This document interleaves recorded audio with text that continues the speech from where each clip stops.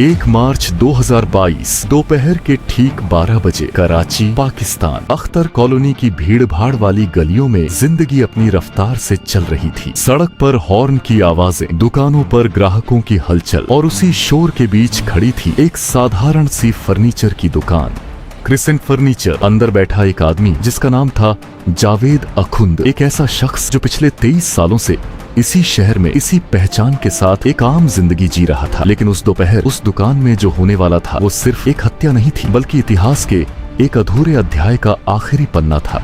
सड़क पर एक मोटरसाइकिल आकर रुकती है, पीछे बैठा शख्स उतरता है, धीरे धीरे दुकान के अंदर कदम रखता है। कोई बातचीत नहीं, कोई हड़बड़ी नहीं, बस एक ठंडी सटीक चाल। कुछ ही सेकंड में गोलियों की आवाज गूंजती है। जावेद अखुंद की कुर्सी खून से भीग जाती है। शूटर बाहर निकलता है, बाइक पर बैठता है और भीड़ में ऐसे गायब हो जाता है जैसे कभी था ही नहीं। कराची में इसे एक आम मर्डर केस की तरह दिखाया जाता है, लेकिन दिल्ली में बैठे अजीत डोभाल जानते थे कि यह कोई साधारण हत्या नहीं थी। मरा हुआ आदमी जावेद अखुंद नहीं, बल्कि 1999 के कंधार हाईजैक का खूंखार आतंकवादी ज़हूर मिस्त्री था। 24 दिसंबर 1999 शाम के करीब 4 बजे नेपाल के काठमांडू से दिल्ली आ रही इंडियन एयरलाइंस फ्लाइट IC 814 भारतीय एयर स्पेस में दाखिल होती है। सब कुछ सामान्य लगता है, लेकिन अचानक 5 नकाबपोश अपनी सीटों से खड़े होते हैं। कुछ ही पलों में विमान आतंक के कब्जे में चला जाता है। उनके नाम नहीं बल्कि कोड नेम थे, चीफ, डॉक्टर, बर्गर, शंकर और सबसे खतरनाक भोला, जिसका असली नाम था ज़हूर मिस्त्री। कैप्टन देवी शरण स्थिति को समझते हुए विमान को अमृतसर के राजा सासी एयरपोर्ट पर उतार देते हैं। यह भारत के लिए सबसे बड़ा मौका था। विमान जमीन पर था, फ्यूल लगभग खत्म था और आतंकवादी फंसे हुए थे। लेकिन दिल्ली में फैसला लेने की गति उतनी तेज नहीं थी जितनी हालात मांग रहे थे। मीटिंग्स चलती रहीं, आदेश आते जाते रहे, लेकिन कोई ठोस एक्शन नहीं लिया गया। रनवे पर खड़ा वह विमान धीरे धीरे एक अवसर से खतरे में बदल रहा था। इसी दौरान एक गंभीर गलती होती है। प्लेन को रोकने के लिए भेजा गया फ्यूल ट्रक इतनी असावधानी से मूव करता है कि आतंकवादियों को शक हो जाता है। ज़हूर मिस्त्री उर्फ भोला को लगता है कि हमला होने वाला है। वह अपनी क्रूरता दिखाने के लिए एक मासूम यात्री रूपण कथयल को चुनता है और बेरहमी से उसकी हत्या कर देता है। विमान के अंदर चीखें गूंज उठती हैं और उसी क्षण भारत के पास बचा हुआ सबसे बड़ा मौका खत्म हो जाता है। कैप्टन को बिना पर्याप्त फ्यूल के ही विमान उड़ाना पड़ता है। विमान पाकिस्तान की सीमा में दाखिल होता है, लेकिन वहां भी राहत नहीं मिलती। लाहौर एयरपोर्ट पर लैंडिंग की अनुमति नहीं दी जाती। रनवे की लाइट्स बंद कर दी जाती हैं। अंधेरे में उड़ता हुआ वह विमान अब एक उड़ता हुआ खतरा बन चुका था। आखिरी क्षणों में जब क्रैश का खतरा सामने आता है, तब जाकर पाकिस्तान लैंडिंग की अनुमति देता है, लेकिन वहां भी ज्यादा देर रुकने नहीं दिया जाता। थोड़े फ्यूल के बाद विमान को फिर उड़ान भरनी पड़ती है। रात गहराती जाती है और विमान अफगानिस्तान की तरफ बढ़ता है। कंधार एयरपोर्ट पर नाइट लैंडिंग की सुविधा नहीं थी। चारों तरफ पहाड़ और अंधेरा। एक गलत मोड़ पूरी फ्लाइट को खत्म कर सकता था। मजबूरी में विमान को दुबई की ओर मोड़ा जाता है। वहां कुछ यात्रियों को छोड़ा जाता है, लेकिन आतंकवादी वहां रुकना नहीं चाहते थे। उनकी असली मंजिल थी कंधार, जहां उन्हें सुरक्षा मिलने वाली थी। 25 दिसंबर की सुबह विमान आखिरकार कंधार में उतरता है। चारों तरफ तालिबान के हथियारबंद लड़ाके खड़े थे। ये जगह अब भारत के लिए सिर्फ एक एयरपोर्ट नहीं बल्कि एक जाल बन चुकी थी। भारत सरकार की ओर से बातचीत के लिए एक टीम भेजी जाती है, जिसमें अजीत डोभाल भी शामिल होते हैं। वहां पहुंचकर उन्हें साफ नजर आता है कि यह सिर्फ आतंकवाद नहीं बल्कि एक संगठित ऑपरेशन है, जिसमें ISI की परछाई साफ दिख रही थी। कंधार में हर गुजरता दिन यात्रियों के लिए एक नई यातना बन रहा था। दबाव बढ़ता जा रहा था और अंत में 31 दिसंबर 1999 को भारत को झुकना पड़ा। 3 खतरनाक आतंकवादियों मसूद अजहर, उमर सईद शेख और मुश्ताक जरगर को छोड़ना पड़ा। बदले में यात्रियों की जान बचाई गई। लेकिन जब आतंकवादी वहां से निकल रहे थे, तब यह कहानी खत्म नहीं हुई थी, बल्कि एक ऐसी आग जल चुकी थी जो आने वाले सालों तक बुझने वाली नहीं थी। 31 दिसंबर 1999 कंधार की ठंडी हवा में जब भारतीय विमान के दरवाजे खुले, तो बाहर सिर्फ रिहाई नहीं बल्कि एक समझौते की कीमत खड़ी थी। यात्रियों को वापस पाने के बदले भारत को 3 ऐसे आतंकवादियों को छोड़ना पड़ा, जिनके नाम आने वाले वर्षों में खून और तबाही के साथ जुड़ने वाले थे। उस पल दुनिया ने इसे एक कूटनीतिक निर्णय कहा, लेकिन भारत के सुरक्षा तंत्र के भीतर यह एक अधूरी लड़ाई बन चुका था। जब मसूद अजहर और उसके साथी खुले आसमान के नीचे आजादी की सांस ले रहे थे, तब वहीं खड़े अजीत डोभाल इस पूरी घटना को सिर्फ एक ऑपरेशन नहीं बल्कि एक अधूरा हिसाब मान चुके थे। कंधार से लौटने के बाद साल बीतते गए, सरकारें बदली, नीतियां बदली, लेकिन कुछ फाइलें कभी बंद नहीं होती। IC 814 उन्हीं में से एक थी। ज़हूर मिस्त्री, जिसे उस समय भोला के नाम से जाना गया, पाकिस्तान पहुंचते ही गायब हो गया।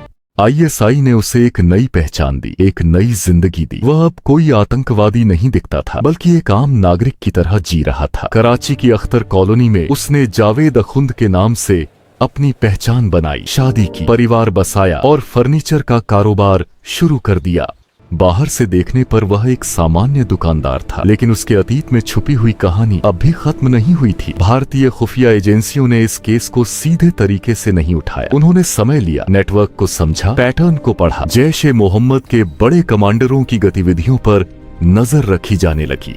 धीरे धीरे एक अजीब पैटर्न सामने आया। कराची की उसी अख्तर कॉलोनी में बार बार कुछ खास लोगों की मौजूदगी दर्ज होने लगी। वह जगह कोई ट्रेनिंग कैंप नहीं थी, कोई सैन्य अड्डा नहीं था, सिर्फ एक फर्नीचर की दुकान थी। लेकिन वही दुकान अब शक के घेरे में आ चुकी थी। ग्राउंड पर मौजूद एजेंट्स ने तस्वीरें इकट्ठा की। उन तस्वीरों को 1999 के रिकॉर्ड्स, स्केच और इंटेलिजेंस फाइल से मिलाया गया। चेहरे बदल चुके थे, उम्र का असर दिख रहा था, लेकिन पहचान छुप नहीं पाई। जावेद अखुंद दरअसल वही ज़हूर मिस्त्री था। 23 साल तक वह दुनिया की नजरों से बचा रहा, लेकिन उसकी एक गलती उसे बेनकाब कर चुकी थी। उसने यह मान लिया था कि वक्त सब भुला देता है। जैसे ही पहचान कंफर्म हुई, एक लंबी योजना पर काम शुरू हुआ। कोई जल्दबाजी नहीं, कोई शोर नहीं, सिर्फ सटीक इंतजार। यह वही रणनीति थी जिसे बाद में डोभाल डॉक्ट्रिन कहा गया। इसका मकसद साफ था, प्रतिक्रिया नहीं बल्कि जवाब देना, और ऐसा जवाब जो हमेशा के लिए हो। अजीत डोभाल की सोच यही थी कि आतंकवादियों के लिए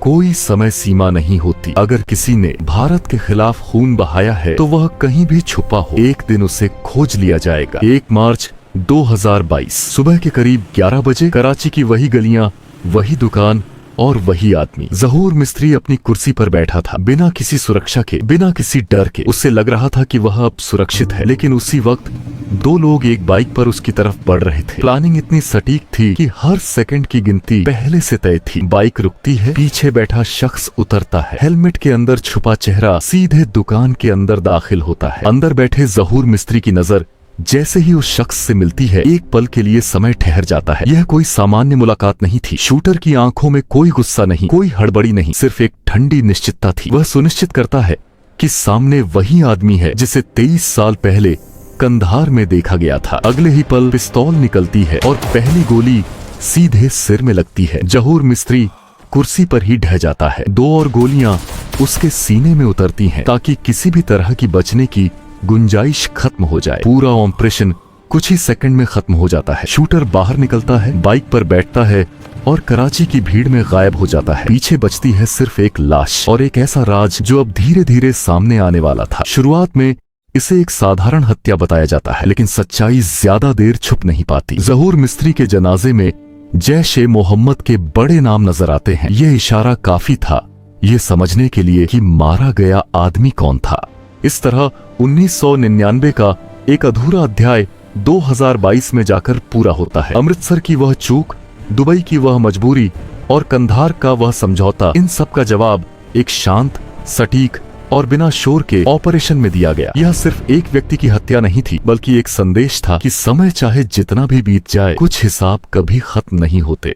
लेकिन असली सवाल यहीं से शुरू होता है, क्या ये सिर्फ एक बदला था या एक नई नीति की शुरुआत? एक ऐसा संकेत जो दुश्मनों को साफ बता देता है कि वक्त चाहे जितना भी बीत जाए, नाम बदल जाए, चेहरा बदल जाए, लेकिन हिसाब नहीं बदलता। अजीत डोभाल की सोच अब एक सिस्टम बन चुकी है, जहां जवाब फाइलों में नहीं, जमीन पर लिखा जाता है। कराची की उस छोटी सी दुकान में गिरी गोलियां सिर्फ एक आदमी को खत्म नहीं करती, वो एक मैसेज छोड़ती हैं कि भारत अब सिर्फ सहने वाला देश नहीं रहा। जो खेल 1999 में कंधार की रेत पर अधूरा रह गया था, उसका अंत 2022 में कराची की गलियों में लिखा गया। अब फैसला आपके हाथ में है। क्या ऐसी रणनीति ही आतंकवाद का सही जवाब है, या फिर दुनिया को अभी भी कूटनीति के रास्ते पर चलना चाहिए?